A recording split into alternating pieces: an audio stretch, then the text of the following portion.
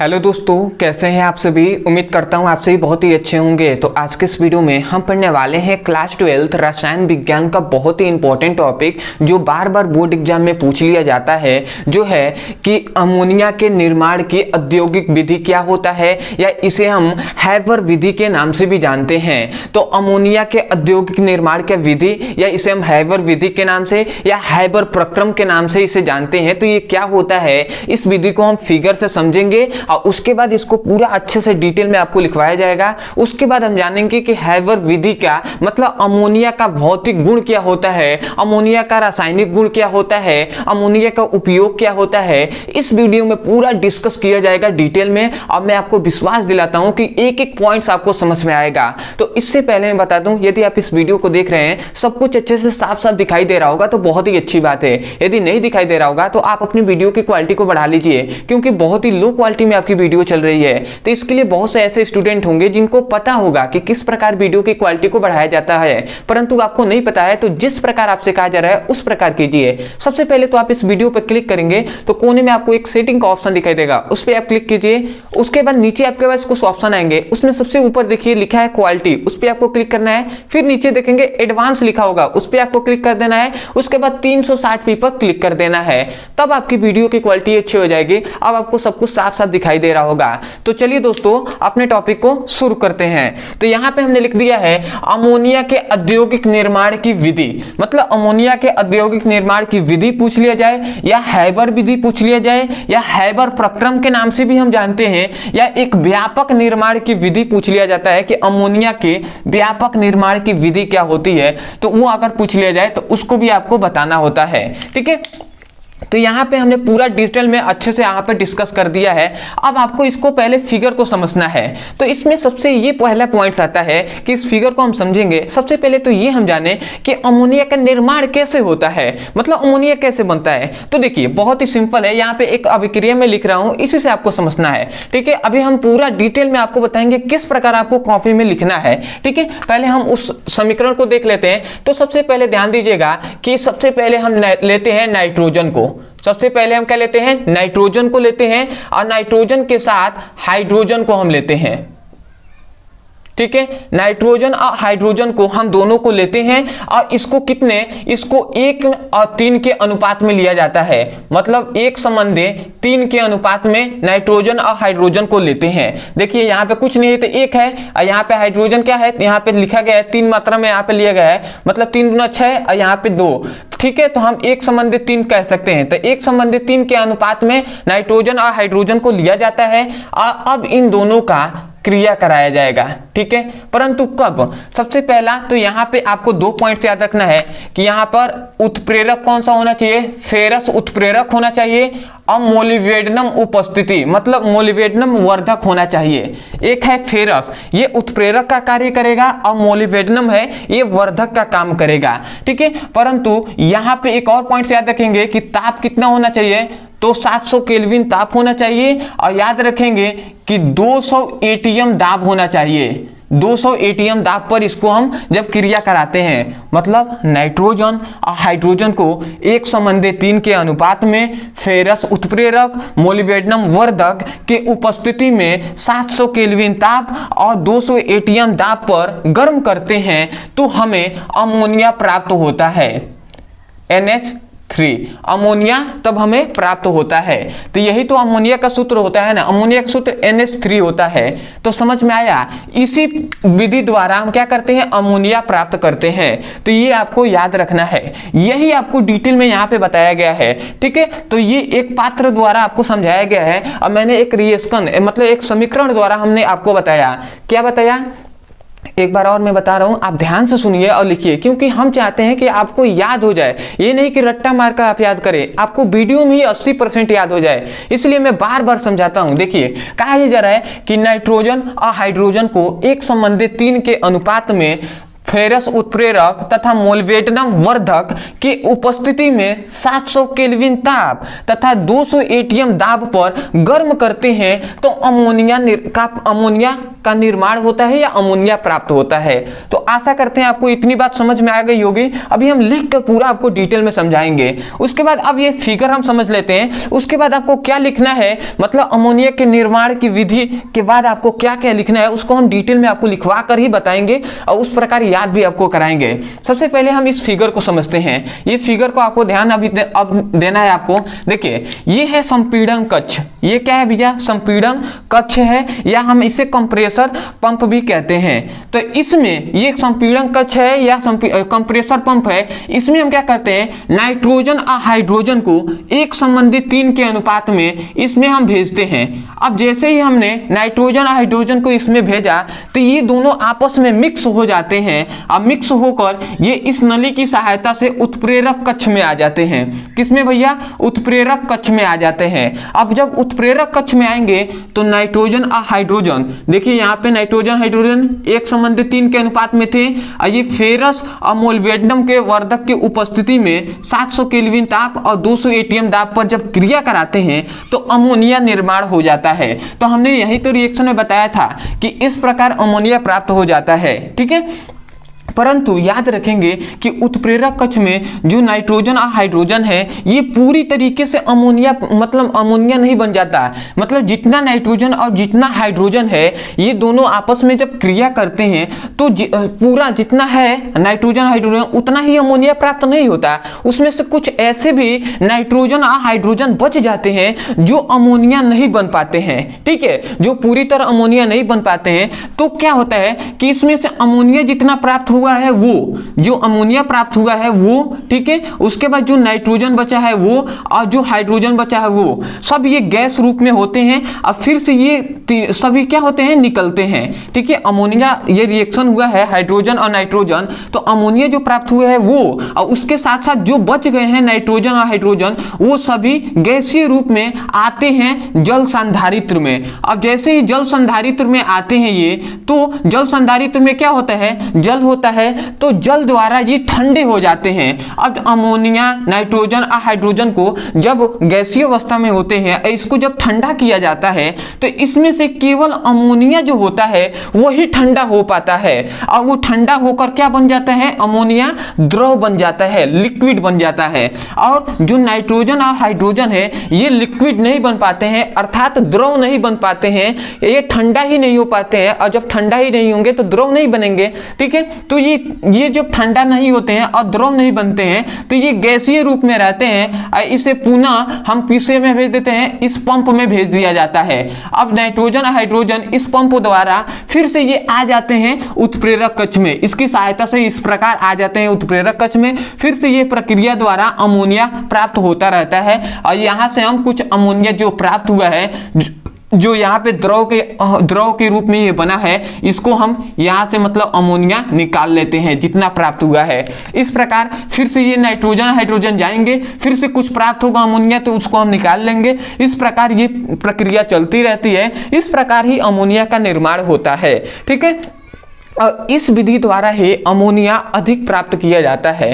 प्रयोगशाला विधि द्वारा अमोनिया बहुत ही कम मात्रा में प्राप्त होता है और औद्योगिक विधि द्वारा अमोनिया ज़्यादा मात्रा में प्राप्त होता है। तो आशा करते हैं कि आपको समझ में आ गया होगा। तो सबसे पहले तो आप इसको फिगर को आपको याद रखना है कि किस प्रकार ये हो रहा है। ठीक है, तो आशा करते हैं आपको समझ में आ गया होगा। अब आते हैं कि भैया इसको कैसे लिखते हैं। तो सबसे पहले इस फिगर का स्क्रीनशॉट ले लीजिए, उसके बाद पूरा हम लिख कर आपको डिटेल में समझाते हैं। स्क्रीनशॉट ले लीजिए। तो आशा करते हैं दोस्तों आपने अच्छे से स्क्रीनशॉट ले लिया होगा। तो अब हम देख लेते हैं कि इसको कॉपी में अपने कैसे लिखना है। तो यहाँ पे हमने फिगर भी बना दिया है, पूरा डिटेल में आपको यहाँ पे लिख दिया गया है। अब आपको बताया जाता है, सबसे पहले तो आपको अगर आ जाता है कि अमोनिया के औद्योगिक निर्माण की विधि लिखिए तो आपको सबसे पहले तो ये समीकरण लिखना है ऊपर, उसके बाद लिखना है औद्योगिक विधि या हैबर विधि, उसके बाद ये पूरा आपको लिखना है, उसके नीचे आपको ये फिगर बनाना है। तो अब हम समझ लेते हैं कि इसमें क्या लिखा गया है। मैं आपको विश्वास दिलाता हूं कि ये फिगर अगर आपने समझा हुआ है तो ये पूरा आपको वही बात लिखा गया है और आपको याद भी हो जाएगा। तो देखिए सबसे पहला यहाँ पे 4 कक्ष हैं, एक है ये संपीडक, दूसरा है उत्प्रेरक कक्ष, तीसरा है जल संधारित्र और चौथा है पंप। अब यहाँ पे हमने सबसे पहला लिखा है संपीडक। संपीडक में हमने क्या बताया था? हमने बताया था कि ये जो संपीडक है या कंप्रेसर है ये कक्ष, तो इसमें नाइट्रोजन और हाइड्रोजन को एक संबंधित 3 के अनुपात में लेते हैं और इसको जब इसमें भेजा जाता है तो ये नाइट्रोजन हाइड्रोजन को मिश्रण कर देता है, मतलब आपस में मिला देता है और मिलाकर किस में भेज देता है? संपीडक उत्प्रेरक कक्ष में भेज दिया जाता है। यही तो बात हमने बताया था। अब वही बात हमने यहाँ पे लिखा हुआ है, क्या लिखा है? सर्वप्रथम नाइट्रोजन व हाइड्रोजन को एक संबंधित 3 के अनुपात में प्राप्त करके उन्हें मिश्रण में बदलकर, मतलब आपस में मिलाकर उत्प्रेरक कक्ष में भेजते हैं। तो यही तो बात हमने यहाँ पे बताया है कि नाइट्रोजन और हाइड्रोजन को सबसे पहले तो एक संबंधित 3 के अनुपात में लेंगे, इसको जब इसमें भेजेंगे तो संपीडक कक्ष इसको मिला देगा, मिश्रण कर देगा और उसके बाद संपीडक द्वारा ही क्या होता है? उत्प्रेरक कक्ष में इसको भेज दिया जाता है इस नली की सहायता से। अब जैसे ही इसमें भेजा गया, इसमें आया, अब जैसे ही आया तो अब उत्प्रेरक कक्ष में क्या होता है? उत्प्रेरक कक्ष में हमने बताया था कि नाइट्रोजन और हाइड्रोजन जो आते हैं एक संबंधित 3 के अनुपात में, यह फेरस उत्प्रेरक और मोलिब्डेनम वर्धक की उपस्थिति में 700 केल्विन ताप और 200 एटीएम दाब पर क्रिया करके अमोनिया प्राप्त करते हैं। यही तो बात हमने बताया था। और वही बात उत्प्रेरक कक्ष में हम लिखा है कि जब नाइट्रोजन, तब आप क्या लिखेंगे? भेजते हैं, तब उत्प्रेरक कक्ष में आप लिखेंगे नाइट्रोजन व हाइड्रोजन गैस फेरस और मोलिब्डेनम वर्धक, मतलब फेरस उत्प्रेरक और मोलिब्डेनम वर्धक के उपस्थिति में 700 केल्विन ताप और 200 एटीएम दाब पर आपस में क्रिया करके अमोनिया गैस बनाने लगते हैं। अमोनिया गैस बनाने लगते हैं। जब अमोनिया गैस ये बनाएंगे तो हमने बताया था कि उत्प्रेरक कक्ष में अमोनिया, नाइट्रोजन और हाइड्रोजन का मिश्रण संधारित्रों में भेज दिया जाता है। मतलब हमने बताया था कि जब अमोनिया प्राप्त होगा तो इसमें कुछ नाइट्रोजन और हाइड्रोजन गैस बच जाते हैं जो अमोनिया नहीं बन पाते हैं। ठीक है, एक बार में पूरा अमोनिया, नाइट्रोजन और हाइड्रोजन पूरे तरीके से अमोनिया नहीं बन पाते हैं, कुछ अमोनिया बनता है और कुछ नाइट्रोजन हाइड्रोजन बच जाते हैं गैसीय रूप में ही। ठीक है, तो वो क्या होता है? वही कहा जा रहा है कि उत्प्रेरक कक्ष से अमोनिया, नाइट्रोजन और हाइड्रोजन का मिश्रण संधारित्र में भेजा जाता है।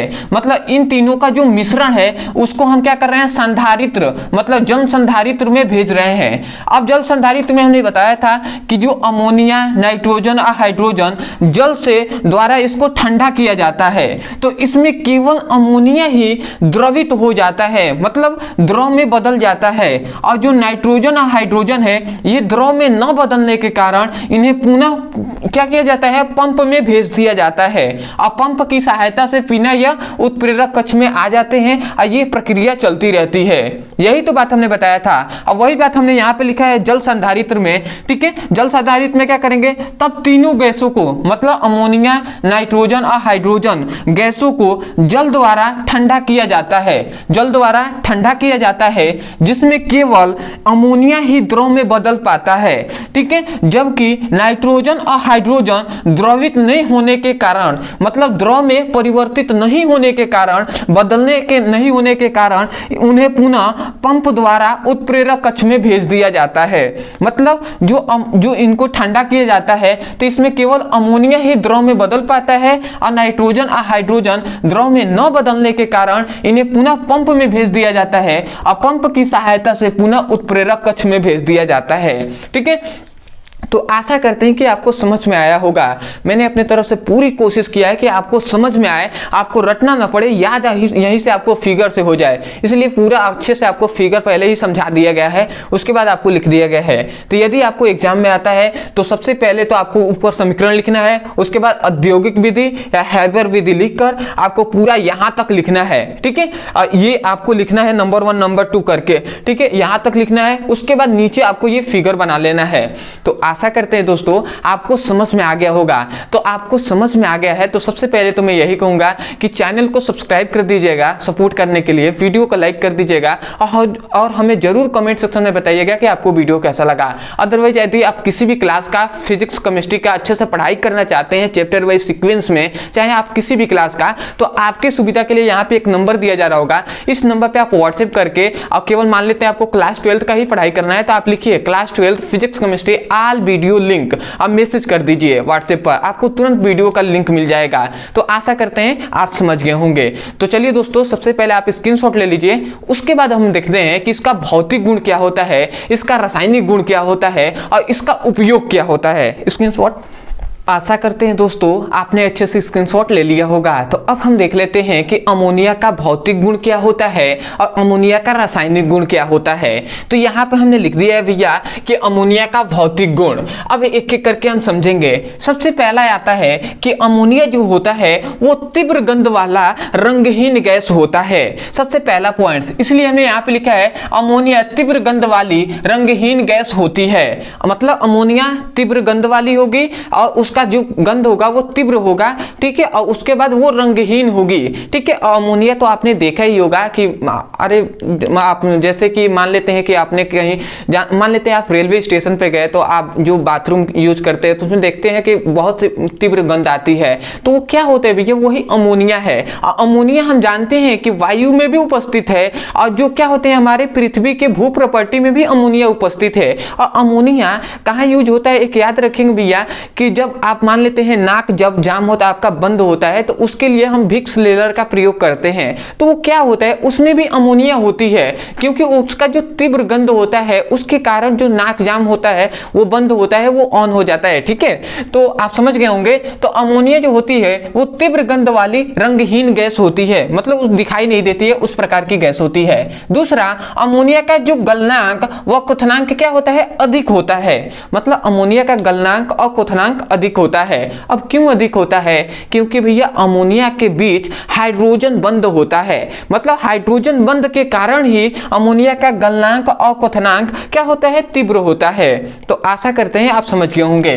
तीसरा आता है कि अमोनिया जो होता है वो जल में बहुत अधिक घुलनशील होते हैं। मतलब जो अमोनिया होता है वो जल में बहुत अधिक घुलनशील होते हैं, अर्थात विलेय होते हैं, ठीक है। उसके बाद आता है चौथा गुण कि इनका जलीय विलयन क्षारीय होता है। मतलब इनका जब जलीय विलयन होगा वो कैसा होगा, क्षारीय होगा। और याद रखेंगे भैया कि अमोनिया की संरचना पैरामीटर के समान होती है। अब इसका मतलब क्या होगा कि जैसे अमोनिया की संरचना यदि हम बताएं तो यहाँ पे इस प्रकार अमोनिया की संरचना होती है। आपको याद रखना है H इस प्रकार संरचना होती है। अब देखिए यहाँ पे नाइट्रोजन है, ये 3 हाइड्रोजन है, ठीक है। तो इस प्रकार अमोनिया की संरचना होती है। अब आप सोच रहे होंगे कि भैया आपको ये इसको कैसे इस प्रकार बनाया है, ठीक है। तो इसका मतलब ये है कि 2 तो इस प्रकार हैं और एक इस प्रकार है, इसके जस्ट ऊपर, ठीक है, इसके जस्ट ये ऊपर हाइड्रोजन है। इस प्रकार हमने मोटा बनाया है कि इसका मतलब समझिएगा ये इस प्रकार खड़ा है, ठीक है। तो ये अमोनिया के क्या है, पैरामीटर के समान ये क्या होता है, इसकी संरचना होता है। तो इसको आपको याद रखना है। अब उसका बाद आता है कि अमोनिया का रासायनिक गुण। अब देखिए अमोनिया का जो भौतिक गुण हो या रासायनिक गुण, ये दो ही पूछा जाता है। तो मैंने यहाँ पे रासायनिक गुण 2 ही लिखा है, आपको अच्छे से समझना है। और कभी कभी ये आपसे पूछ लिया जाता है कि क्या होता है जब अमोनिया जल के साथ क्रिया करता है, या क्या होता है जब अमोनिया अम्ल के साथ क्रिया करता है। तो इस प्रकार में पूछ लिया जाता है क्वेश्चन, इसलिए आपको ये समीकरण जो बताया जाएगा उसको याद रखना है। तो सबसे पहला कि जब अमोनिया जल से क्रिया करता है तो क्या होता है। तो यहाँ पे हमने लिखा है अमोनिया जल से क्रिया करके अमोनियम हाइड्रोक्साइड बनाता है। समझ में आया। तो इसी प्रकार आपने इतना लिखा, इसको समीकरण भी लिखना है। समीकरण लिख देंगे, ये नहीं लिखेंगे तब भी चलेगा, परंतु ये लिखकर समीकरण ना लिखेंगे तो आपको नंबर नहीं मिलेगा, ठीक है। तो समीकरण आपको लिखना है। तो हमने क्या कहा, अमोनिया जल से क्रिया करता है। तो मान लेते हैं हमने यहाँ पे लिख दिया अमोनिया। अमोनिया क्या करेगा, जल से क्रिया करेगा। तो जल को हम HOH भी लिख सकते हैं, H2O लिखें या HOH लिखें, दोनों बातें की है, क्योंकि यहाँ पे 2 हाइड्रोजन है और 1 ऑक्सीजन, यहाँ पे भी 2 हाइड्रोजन 1 ऑक्सीजन। तो आशा करते हैं कि आप समझ गए होंगे। तो इस प्रकार H2O लिखें या HOH लिखें, दोनों बातें की है। अब ये क्या होगा कि अमोनिया जल से क्रिया करेगा तो अमोनियम हाइड्रोक्साइड बनाएगा, मतलब NH4OH का निर्माण होता है, मतलब अमोनियम हाइड्रोक्साइड का निर्माण होता है। तो आशा करते हैं आप समझ गए होंगे। ये आपको समीकरण लिख देना है कि जब अमोनिया जल से क्रिया करता है तो अमोनियम हाइड्रोक्साइड बनाता है। ठीक है, उसके बाद आता है दूसरा कि अम्ल से क्रिया। जब अमोनिया अम्ल से क्रिया करता है तब क्या बनता है? तो यहाँ पे हमने लिखा है कि जब अमोनिया हाइड्रोक्साइड अम्ल से क्रिया करता है तो अमोनियम सल्फेट बनता है। मतलब क्या कि जब अमोनिया है जो NH3 है, ये क्या करेगा? HCl से क्रिया करेगा। ठीक है, HCl से जब ये क्रिया करता है तो क्या बनता है भैया? हमने बताया है कि जब HCl से क्रिया करता है तो अमोनियम सल्फेट बनता है। तो अमोनियम सल्फेट क्या होता है भैया? NH4, अमोनियम सल्फेट नहीं, क्लोराइड, अमोनियम क्लोराइड बनता है। तो इसको आपको याद रखना है NH4। ठीक है, तो इसको आपको याद रखना है कि जब अमोनिया HCl के साथ क्रिया करता है तो अमोनियम क्लोराइड बनता है। ठीक है, तो इसको आपको याद रखना है। देखिए यहाँ पे ये क्या है? HCl जो है अम्ल है, और अम्ल की जगह पर आप और कोई भी अम्ल ले सकते हैं। ठीक है, और कोई भी, जैसे शांत सल्फ्यूरिक अम्ल भी आप ले सकते हैं, तो उसका भी आप क्रिया करा सकते हैं। तो इसको आप मिटा लीजिए। उसके बाद हम बता देते हैं एक और अब जो क्या है रिएक्शन बता दे रहे हैं। तो इसको आपको याद रखेंगे, जब अमोनिया HCl के साथ क्रिया करता है तो अमोनियम क्लोराइड का निर्माण होता है। ठीक है, अब हम बता दे रहे हैं कि अमोनियम सल्फेट का भी निर्माण कैसे होता है, उसको भी हम बता दे रहे हैं। क्योंकि नीचे जगह कम है, पता नहीं आपको दिखाई देगा नहीं, इसलिए मैंने इसको मिटा दिया। अब देखिए, जैसे कि मान लेते हैं कि हमने अमोनिया को ले लिया और यहाँ पे 2 मात्रा में मान लेते हैं अमोनिया को ले लिया, NH3, मतलब 2 मात्रा में अमोनिया को लेकर और शांत सल्फ्यूरिक अम्ल H2SO4 के साथ जैसे ही हमने क्रिया कराया तो ये क्या होता है? यहाँ से 2 हाइड्रोजन इधर चले जाएंगे, मतलब NH4 का होल ट्वाइस SO4, ये आपका बन जाएगा। देखिए ये है अमोनिया 2 मात्रा में लिया गया है। देखिए यहाँ पे हमने 2 अमोनिया लिखा है ना, NH3। आप इसको चाहें तो NH3 का होल ट्वाइस भी लिख सकते हैं इसके जगह पर, परंतु हमने ऐसे ना लिखकर ऐसे समझाया। क्यों आपको ऐसे लिखा गया है? क्योंकि आपको समझ में आएगा। जैसे कि ऐसे हमने लिख दिया, उसके बाद यहाँ पे 2 हाइड्रोजन है, एक हाइड्रोजन ऊपर वाले के साथ, एक हाइड्रोजन नीचे वाले के साथ। अब जब दोनों, एक ऊपर जाएगा तो NH4 हो जाएगा, नीचे आएगा तो NH4, तो ये 2 NH4 हो जाएंगे। तो 2 NH4 को हमने होल ट्वाइस से लिख दिया है। ठीक है, तो 2 NH4 हो गए, SO4 बचा, ये इसमें ज्वाइंट हो गया। तो ये क्या हो गया? अमोनियम सल्फेट का निर्माण होता है। तो आप ये भी लिख सकते हैं कि जब अमोनिया H2SO4 या शांत सल्फ्यूरिक अम्ल के साथ क्रिया करता है तो अमोनियम सल्फेट का निर्माण होता है। तो आशा करते हैं कि इसका भौतिक गुण, रासायनिक गुण आपको अच्छे समझ में आ गया होगा। तो अब आप स्क्रीनशॉट ले लीजिए। उसके बाद अंत में हम देख लेते हैं कि इसका उपयोग क्या होता है, क्योंकि बहुत इंपॉर्टेंट है। 2 मिनट लगेगा, उसको भी आप देख लीजिए स्क्रीनशॉट। तो आशा करते हैं दोस्तों आपने अच्छे से स्क्रीनशॉट ले लिया होगा। तो अब हम देख लेते हैं कि इसका उपयोग क्या होता है। तो यहाँ पे हमने लिख दिया है कि अमोनिया का उपयोग, यहाँ पे हमने 5 उपयोग लिखे हैं जो आपके लिए वेरी इंपॉर्टेंट है। तो सबसे पहला उपयोग है ये इसका कि नाइट्रोजन उर्वरकों के निर्माण में, मतलब नाइट्रोजन उर्वरकों के निर्माण में, जैसे कि जो यूरिया होता है उसके निर्माण में भी किसका? अमोनिया का ही प्रयोग किया जाता है। ठीक है, दूसरा आता है कि अकार्बनिक यौगिकों के निर्माण में, अकार्बनिक यौगिक जो होते हैं उनके निर्माण में भी भैया अमोनिया का प्रयोग किया जाता है, जैसे HNO3। ठीक है, तो ये क्या होता है? इसके निर्माण में भी अमोनिया का ही प्रयोग किया जाएगा। उसके बाद आता है कि द्रव अमोनिया होता है, इसका जो उपयोग किया जाता है वो प्रशीतक के रूप में किया जाता है, मतलब द्रव अमोनिया का उपयोग प्रशीतक के रूप में करते हैं। अगला आता है कि बंद नाक के खोलने में, मतलब जो बंद नाक हो जाता है, जो क्या होता है सर्दी में, तो उसको क्या किया जाता है? उसको खोलने में जो क्या किया जाता है? अमोनिया का ही प्रयोग किया जाता है। अगला आता है प्रयोगशालाओं में अभिक्रमक के रूप में। अब ये जो अब अंतिम वाला है, प्रयोगशालाओं में अभिक्रमक के रूप में भी अमोनिया का प्रयोग किया जाता है। ये भैया आप किसी में भी लिख सकते हैं, जैसे कि एल्कोहल होता है उसमें भी आप किसी में भी ये वाला लिखेंगे तो ये आपको, क्योंकि प्रयोगशालाओं में अभिक्रमक के रूप में सभी चीजों का जो क्या होता है उपयोग किया जाता है। तो आशा करते हैं कि ये जो 5 उपयोग है ये भी आपको अच्छे से समझ में आ गया होगा। तो मैं यही कहूँगा, आपके लिए बहुत ही अच्छे से आपको समझाया गया है, ठीक है। तो मैं यही कहूँगा कि यदि आपको सपोर्ट करना है तो सबसे पहले तो चैनल को सब्सक्राइब कर दीजिएगा और वीडियो को लाइक कर दीजिएगा और जरूर हमें कमेंट सेक्शन में बताइएगा कि आपको वीडियो कैसा लगा। दूसरी बात, यदि किसी भी क्लास का कोई ऐसा टॉपिक है जो आपको समझ में नहीं आता है, यदि आप उसको अच्छे से पढ़ना चाहते हैं तो आप केवल उस टॉपिक का नाम लिखिए, अंत में हमारे चैनल का नाम लिख दीजिए ब्रदर सर, आपको वीडियो मिल जाएगा, वहां से उसकी पढ़ाई कर सकते हैं। अदरवाइज यदि आप चाहते हैं क्लास 10th हो या क्लास 12th उसका फिजिक्स और केमिस्ट्री का चैप्टर वाइज सीक्वेंस में एक एक करके वीडियो मिले, आप वहां से जाकर अच्छे से पढ़ाई कर सकें और अपना सुंदर से नोट्स बना सकें, तो आपके लिए एक यहाँ पे नंबर दिया जा रहा होगा, इस नंबर पे आप व्हाट्सएप कीजिए। और मान लेते हैं आपको क्लास 12th का पढ़ाई करना है तो आप लिखिए class 12th physics chemistry all video link, अब मैसेज कर दीजिए, आपको तुरंत फिजिक्स और केमिस्ट्री का चैप्टर वाइज सीक्वेंस में एक एक करके वीडियो मिल जाएगा, वहां से उसकी पढ़ाई कर सकते हैं और अपने सुंदर से नोट्स भी बना सकते हैं। तो आशा करते हैं आप समझ गए होंगे। तो चलिए दोस्तों, आज के लिए इतना ही, मिलते हैं एक नए टॉपिक के साथ, तब तक के लिए धन्यवाद। जय हिंद, जय भारत।